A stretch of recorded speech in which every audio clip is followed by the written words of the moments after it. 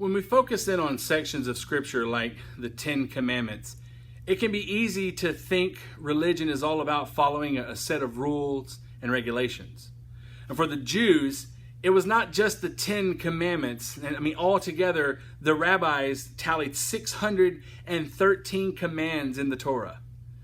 Beyond that, they developed their own traditions and practices to act as a sort of a hedge around the commands so that they wouldn't even come close to breaking them. For instance, the command to keep the Sabbath day holy evolved into an elaborate system of regulations concerning how far one could walk and what tasks could be done if absolutely necessary, and then trying to define work as tightly as possible. Religion became more about rites and rituals and rules and regulations than it was about a relationship, which is what God wanted all along. We humans sure do put the mental in fundamentals, right? The Ten Commandments were given on Mount Sinai. Well, Jesus comes along and delivers his first major sermon on what is today known as the Sermon on the Mount. He doesn't begin with commands, but blessings. Religion says you're blessed if you follow these rules, but Jesus says you're blessed. There are no ifs. This list of blessings, commonly known as the Beatitudes, are not a checklist for us to adhere to. It's not telling us how we should be or what we should do. Jesus is looking out at the crowd. He's seeing the oppressed and the disenfranchised and calling them blessed. Blessed are the poor in spirit, for theirs is the kingdom of heaven. Or as the Message puts it, you're blessed when you're at the end of your rope. With less of you, there is more of God and his rule. Jesus begins by pronouncing a blessing on the poor in spirit. I've never really heard a satisfying explanation of what Jesus means by that, but I started thinking about personality types. I don't know if you've ever done much study on personality types or have ever taken a personality test, but it's very interesting to take, say, the Myers-Briggs test and then read about your personality, about the results they give you. I've never done the test with someone whose results did not come back and describe them perfectly. But each personality type has a description, like the campaigner or the performers or achievers, which is who I believe Jesus might be addressing in this very first beatitude, the performers. These are the type of people who put a lot of stock into success, or at least the appearance of success. They're very action-driven, and they fear failure and insignificance. Really, they want it all. They want to achieve their goals and knock off their to-do list and look good doing it. They want all the markers of success and status symbols for whatever group they're trying to impress. One of the more negative parts of their personality is how they handle failure.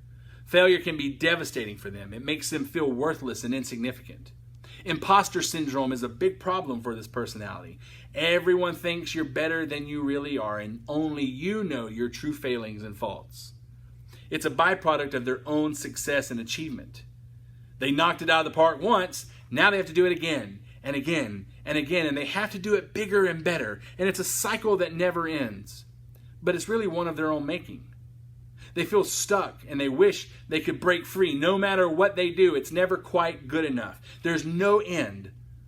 That's why I love the way that Eugene Peterson phrases it in the Message. He says, you're blessed when you're at the end of your rope. The song High Hopes by Panic at the Disco became really popular last year, but there's one line repeated a few times that really just nails it. He says, we wanted everything more than everything. And what's the promise to those who are poor in spirit or at the end of their rope? It's that theirs is the kingdom of heaven. Or again, as Peterson puts it, with less of you, there is more of God and his rule. The worst thing that can happen to this personality type is failure and burnout.